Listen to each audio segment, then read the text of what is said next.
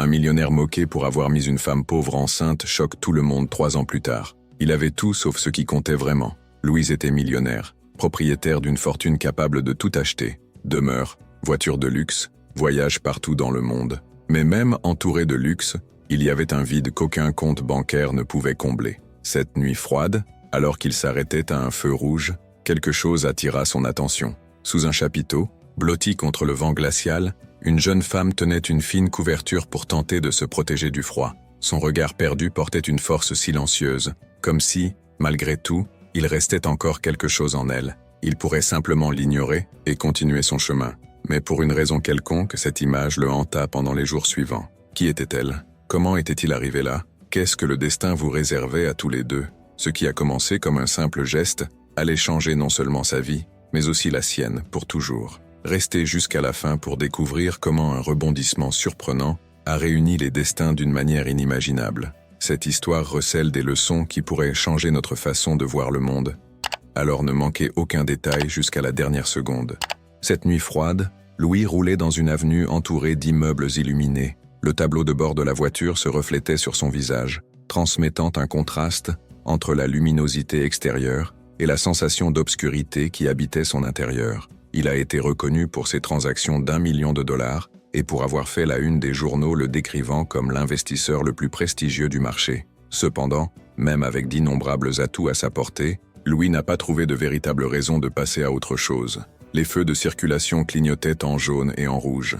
Les lumières dansaient sur le capot de la voiture, se reflétant dans son regard lointain. Au milieu du trafic chaotique, il remarqua quelque chose qui fit s'arrêter son cœur un instant. Sous un auvent se tenait une jeune femme blottie, tenant une fine couverture. Le vent violent ébouriffait ses cheveux ébouriffés, qui semblaient s'être arrêtés à temps. Louis ressentit un étrange pincement au cœur. Il semblait que ce moment contenait un message silencieux qu'il ne pouvait ignorer. Des klaxons retentirent derrière lui, le ramenant à la réalité. Le feu tricolore avait changé. Il accéléra, mais l'image de cette femme ne quitta jamais son esprit. Les jours suivants, sa routine s'est poursuivie, immergé dans des réunions importantes, des galas et des rencontres avec des investisseurs de renom. À l'extérieur, il souriait, saluait les gens et concluait de grosses affaires. À l'intérieur, je ressentais un manque de véritable sens à tant de dévouement à l'argent. Même entouré de cravates coûteuses et de dîners sophistiqués, son esprit insistait pour se souvenir de l'image fragile de la jeune femme recroquevillée sous l'auvent. Ce souvenir apparaissait à des moments aléatoires, comme s'il voulait lui rappeler quelque chose qu'il ne comprenait toujours pas. Une semaine plus tard, Louis est revenu au même endroit. La nuit était pluvieuse et les gouttes semblaient coller de petites aiguilles glacées sur le trottoir. Elle était toujours là, blottie contre le mur, les yeux mi-clos, essayant de se protéger. Il attrapa une couverture et s'approcha. Il tendit le tissu jusqu'à ce qu'il recouvre ses épaules et ne dit pas un mot. La jeune femme ajusta la couverture autour de son corps, mais ne réagit pas au-delà. La rencontre a été marquée par le silence et l'échange de brefs regards. Louis est rentré chez lui avec un poids différent qui ne provenait d'aucune feuille de calcul ou état financier. Le lendemain, il décida de manger. Il trouva la jeune femme au même endroit, tenant la couverture mouillée. Il lui tendit un simple paquet de nourriture et vit qu'elle mangeait calmement sans montrer de gratitude ni de surprise. Elle resta juste concentrée sur son petit moment de soulagement. Il sentait qu'il y avait une profonde barrière entre eux. Pourtant, il revenait sans cesse. Il a commencé à porter un manteau lors d'une nuit glaciale ou une couverture supplémentaire lors d'une autre. Il resta à ses côtés quelques minutes sans rien exiger. En silence, ils semblaient tous les deux se comprendre à un niveau qui ne nécessitait aucun mot. Au fil des jours, Louis a remarqué des détails concernant la jeune fille. Elle protégea ses mains dans les manches du manteau qu'il avait apporté. Elle gardait les yeux ouverts pour détecter tout mouvement étrange, comme si elle attendait toujours que quelqu'un la chasse. Elle semblait prête à fuir si elle voyait une menace. Il était curieux de savoir de qui il venait et comment il était arrivé là. Jusqu'à ce qu'une de ces nuits, elle murmure un nom, Camille. C'est tout ce qu'il dit avant de se taire à nouveau. Pourtant, cela ressemblait à un petit dégel. Les visites sont devenues une habitude constante. Il ne savait pas pourquoi il avait fait cela, mais il sentait qu'il ne pouvait pas abandonner cette personne dont l'histoire restait entourée d'ombre. Pourtant, il n'y a eu aucun appel à l'aide, ni aucune promesse de changement. Il lui a proposé de la compagnie dans le froid,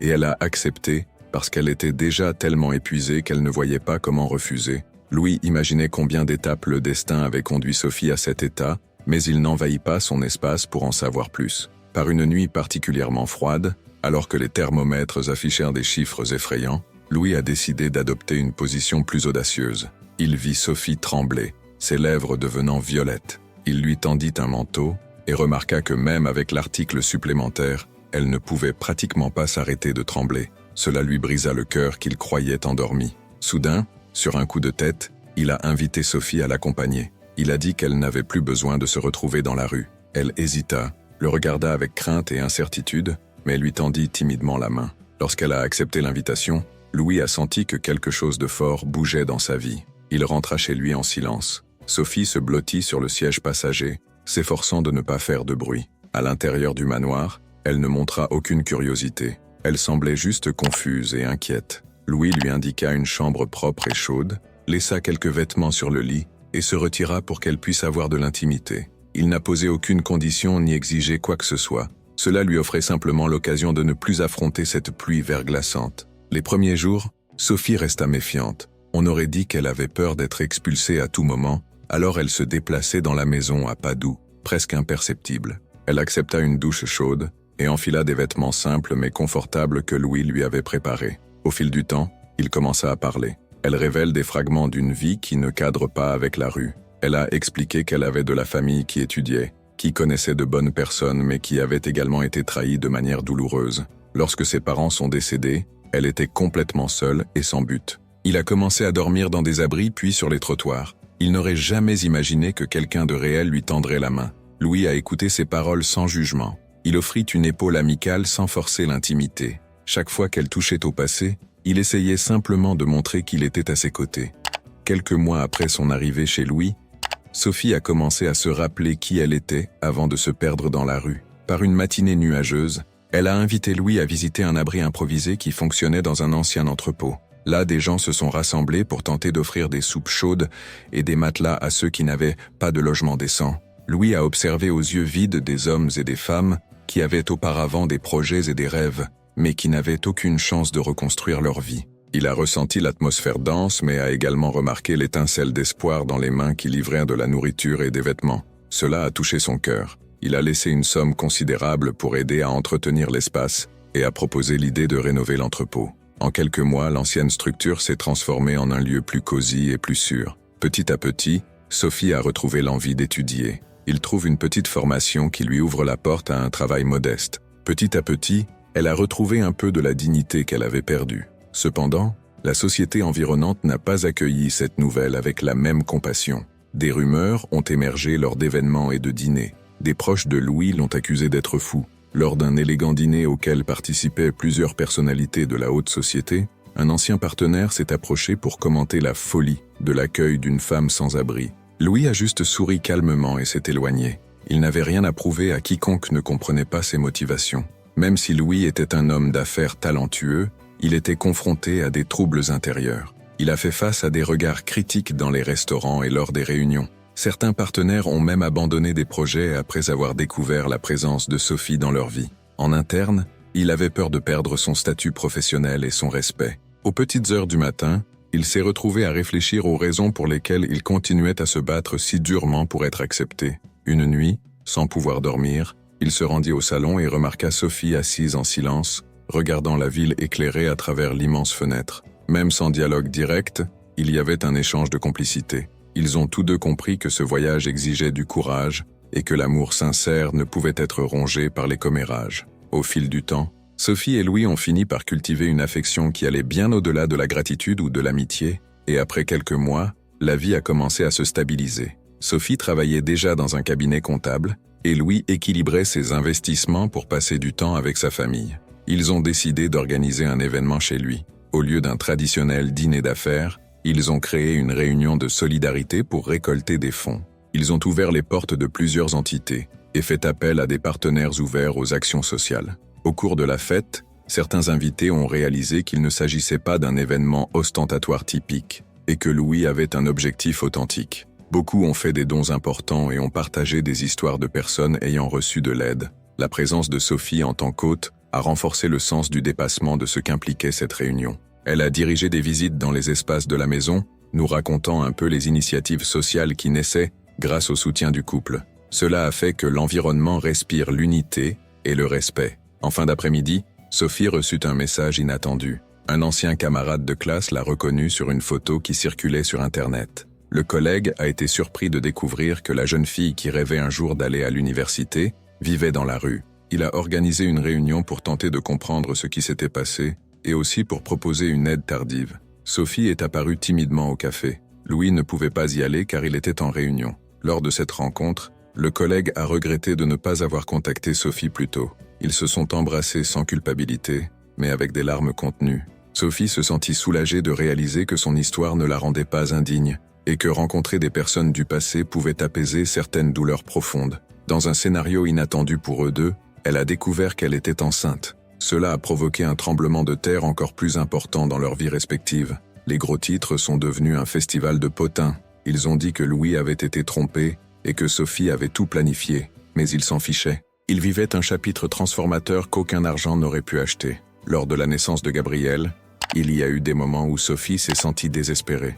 Elle n'a pas toujours cru qu'elle aurait la force d'être mère. Il revivait des épisodes de rejet par d'anciennes connaissances et craignait que l'enfant grandisse sans soutien ou subisse des préjugés. Tôt un matin, il trouva Louis éveillé dans le bureau en train d'examiner les documents des entreprises qu'il parrainait. Il remarqua son visage hagard. Même sans dire grand-chose, elle réalisa que sa présence transmettait la tranquillité. Cela l'a aidé à avancer, face à la peur d'être une mère incapable de soutenir un foyer émotionnellement sûr. La naissance de Gabriel a montré qu'il pouvait y avoir un chemin de rédemption pour chacun. Lorsque le jour de l'accouchement est arrivé, Sophie a dû faire face à de graves complications. Le bébé est né prématurément et a dû rester en soins intensifs néonatals. La tension s'est emparée de Louis, qui a passé des heures à côté de son fils Gabriel, tenant sa petite main à travers la paroi vitrée de la couveuse. Les médecins ont expliqué que la période initiale serait décisive pour le rétablissement du garçon. Sophie se sentait affaiblie et coupable de tout. Cependant, Louis lui a tenu la main dans le couloir de l'hôpital et a tenté de la rassurer. Les jours suivants furent pleins de défis. Le garçon avait toujours un poids insuffisant mais faisait preuve d'une force surprenante. Chaque fois que Louis touchait la vitre pour observer son fils, il remarquait un mouvement subtil dans ses petits bras. C'était comme s'il existait une sorte de lien invisible qui les unissait. Avant de continuer, vérifiez si vous êtes déjà abonné à la chaîne. Vous pourrez ainsi suivre les prochaines publications qui pourront apporter de précieuses réflexions sur la vie et les relations humaines. Sophie se réveillait parfois encore effrayée par les souvenirs de la rue. Son cœur battait à tout rompre et elle se souvenait des bruits de pas hostiles et des gestes de mépris dont elle était témoin lorsqu'elle habitait sur le trottoir. Des nuits comme celle-ci, elle allait dans la chambre de Gabriel, regardait son fils dormir paisiblement et ressentait la chaleur de la vie présente. Dans son cœur, elle se souvenait de la façon dont elle avait presque perdu la volonté de vivre. J'ai pensé au nombre de personnes qui ont l'impression qu'il n'y a aucune issue. Dans ce silence, elle a compris que la rédemption qu'elle avait vécue était le signe que chaque personne mérite une nouvelle chance. Vivre avec Sophie a fait mûrir Louis. Il a passé en revue des valeurs qu'il considérait comme non négociables. Il a remis en question les contrats qui rapportèrent du profit, mais favorisaient le préjudice social. Il a commencé à donner la priorité aux initiatives qui soutenaient les communautés dans le besoin et les petits entrepreneurs. Son manoir a cessé d'être un simple espace de luxe et est devenu un point de rencontre où l'on discutait d'actions concrètes pour réduire les inégalités. Plusieurs anciens partenaires sont partis, mais il a ouvert la voie à des partenariats plus alignés sur cette vision. Un jour, alors qu'il terminait un projet d'expansion d'entreprise, il se souvint de sa première rencontre avec Sophie sous le chapiteau. Il réfléchit à la façon dont le simple fait d'étendre une couverture avait fini par transformer sa propre histoire. Il sentait que plus rien ne serait comme avant et affrontait cette certitude avec sérénité. Malgré sa croissance remarquable, Gabriel a eu quelques problèmes de santé liés à sa naissance prématurée. Il avait des difficultés respiratoires et nécessitait une surveillance médicale constante. Dans un moment de crise, Louis l'a transporté d'urgence à l'hôpital. Sophie était bouleversée en se souvenant de la tension de la période passée aux soins intensifs néonatals. Heureusement, la situation était contrôlée, mais cela a servi d'avertissement quant au fait que le voyage de Gabriel comporterait encore des obstacles. Les médecins ont recommandé un exercice physique léger pour renforcer les poumons du garçon. Malgré ce revers, le garçon a gardé l'étincelle dans ses yeux. Il a continué à exceller dans ses études, mais Louise et Sophie ont tenu à lui offrir une enfance heureuse, loin des pressions de la concurrence. Ils appréciaient les jeux en plein air, les sorties dans les parcs et le contact avec d'autres enfants. Ils comprenaient que l'intelligence de Gabriel était spéciale, mais ils ne voulaient pas qu'il soit vu juste pour cette raison. Le temps a passé, et Gabriel s'est développé très rapidement. À l'âge de 3 ans, il a fait des calculs qui ont laissé les adultes sans voix. Durant cette période, il participe à des événements mathématiques et attire l'attention de grands experts. Cela a remis Louis et Sophie sous les projecteurs. Les gens qui se moquaient auparavant de l'histoire du couple essayaient désormais de se rapprocher d'eux pour obtenir des avantages. Les rumeurs n'ont pas tardé à réapparaître, mais elles vantent désormais le talent du garçon et l'histoire insolite de ses parents. Une grande cérémonie de remise de prix a eu lieu dans l'un des lieux événementiels les plus luxueux de la ville. Gabriel recevrait un trophée pour ses réussites dans les défis scolaires. La salle était remplie de personnalités influentes. Lorsque le garçon est monté sur scène, faisant preuve d'une assurance qui ne correspondait pas à son jeune âge, il a pris le micro et a décidé de s'exprimer. Il a dit qu'il aimait les chiffres, mais que ce qui avait fait la différence dans sa vie, c'était l'amour qu'il recevait de ses parents. Puis il a serré Louis et Sophie dans ses bras qui regardaient de tout depuis le premier rang. Le silence s'est installé dans la salle, puis une salve d'applaudissements a résonné intensément. Le soir même, lorsqu'ils arrivèrent à la maison, Sophie ne put retenir ses larmes. Le souvenir de tout ce qu'il a affronté dans la rue, de la méfiance initiale et de tant d'humiliation, est revenu avec force mais a été remplacé par le sentiment de victoire et d'espoir. Louis la serra dans ses bras et lui rappela qu'ils avaient rebâti une famille aussi improbable que vraie. Le bébé prématuré dont la vie était en danger était désormais reconnu pour ses capacités, mais surtout pour sa maturité, à voir les gens tels qu'ils sont à l'intérieur. Connaissez-vous quelqu'un qui a vécu des difficultés similaires ou qui a entendu des histoires similaires? Laissez votre commentaire. Des histoires comme celle-ci peuvent encourager de nombreuses personnes en quête d'espoir à aller de l'avant. Au fil du temps, le nom de Louis a retrouvé de la visibilité mais de manière différente. Des rapports sont apparus qui le présentaient non seulement comme un homme d'affaires, mais aussi comme un investisseur dans des projets de logement abordables et un mentor pour les jeunes à la recherche de nouvelles opportunités. Il a créé une fondation qui propose un soutien psychologique et des cours aux personnes vivant dans la rue. Sophie a été invitée à raconter son histoire lors d'événements sociaux. Au départ, elle avait peur à l'idée de s'exposer. Cependant, il pensait que son histoire pourrait inspirer des gens qui pensaient n'avoir aucune issue. Dans l'une de ses présentations, elle a décrit ce que c'était que de tomber dans le gouffre de la rue et de trouver une aide au moment où elle s'y attendait le moins. De nombreux spectateurs ont été émus et ont décidé de participer aux campagnes promues par la Fondation. Alors que les changements se produisaient à un rythme intense, certaines personnes ont commencé à chercher Louis et Sophie pour obtenir des conseils ou du soutien. Certains rapports font état de personnes qui avaient déjà pensé à mettre fin à leur jour,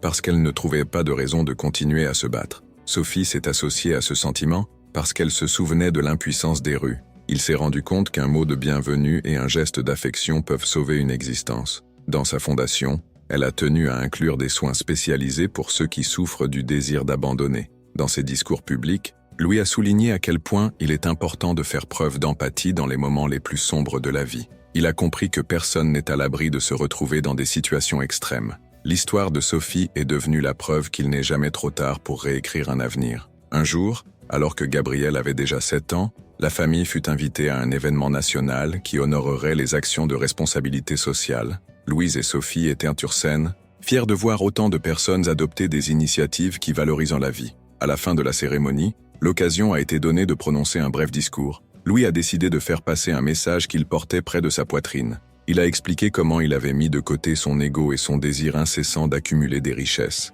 Il a avoué que le véritable sens de son voyage est venu lorsqu'il a contacté quelqu'un qui semblait invisible. Sophie a complété ses propos en faisant référence à la force qu'elle a trouvée en réalisant qu'elle n'avait pas besoin d'avoir honte d'avoir vécu dans la rue. Elle a déclaré qu'être en vie et pouvoir prendre soin de son fils était le plus grand triomphe qu'elle ait jamais imaginé. À ce moment-là, le public s'est levé pour applaudir. Beaucoup ont essuyé leurs larmes. L'atmosphère était remplie d'un espoir qui dépassait tout discours commercial. Gabriel parmi eux souriait comme s'il n'était qu'un enfant heureux et non un esprit brillant admiré dans différents pays. La famille s'est embrassée sans rien dire, car cette étreinte était le symbole le plus fort du fait que l'amour véritable a le pouvoir de guérir les blessures profondes et de transformer les âmes. De retour chez lui, Louis a garé la voiture silencieusement dans le garage. Sophie lui tenait la main, ressentant la chaleur qui la faisait toujours se sentir en sécurité. Gabriel a couru vers la pièce où il gardait des jouets et des livres. Les deux adultes restèrent quelques instants dans la pièce en contemplation.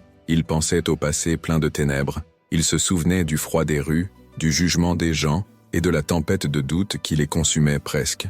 Ils regardèrent autour d'eux, Ils ont vu la maison qu'ils avaient construite non seulement en béton, mais aussi en respect et en solidarité. Sophie inspira profondément en se souvenant que autrefois, lorsque la solitude la rongeait, elle envisageait même de tout abandonner. Louis a traversé son esprit avec le sentiment de vide qui le consumait avant de rencontrer Sophie. Au milieu de tout cela, ils ont reconnu que beaucoup de gens vivent la même angoisse et que parfois ils ont besoin d'un signe ou d'un simple geste pour découvrir que cela vaut la peine de persister. Que pensez-vous du parcours de Sophie et Louis? Il a quitté millionnaire moqué pour avoir imprégné Sophie, une pauvre femme, et a choqué tout le monde 3 ans plus tard, dans un formidable revirement. Laissez votre réponse dans les commentaires, cela pourra inspirer ceux qui traversent des moments délicats. L'histoire de Louis et Sophie montre que la douleur et les difficultés peuvent générer du désespoir, mais peuvent aussi ouvrir la porte à de grandes transformations. Il y a des moments où la tristesse semble absolue, et où le cœur est fatigué de se battre. Cependant, un acte d'amour ou un regard sans jugement peuvent suffire à ramener quelqu'un vers la volonté de vivre. Si vous qui lisez ces mots sentez que la souffrance est insupportable, rappelez-vous qu'il y a des mains tendues en de nombreux endroits. Il y a toujours la possibilité de trouver de l'aide professionnelle, des groupes de soutien et des personnes prêtes à offrir soin et écoute. La vie peut renaître de ses cendres même si tout semble indiquer le contraire. Louis et Sophie sont la preuve que l'espoir peut naître là où on l'attend le moins. Si cette histoire vous a touché, aimez la vidéo, abonnez-vous à la chaîne et partagez-la avec quelqu'un qui a besoin d'entendre ce message. Ce petit geste peut sauver des vies et apporter une nouvelle perspective à ceux qui se sentent seuls. Jusqu'à la prochaine fois.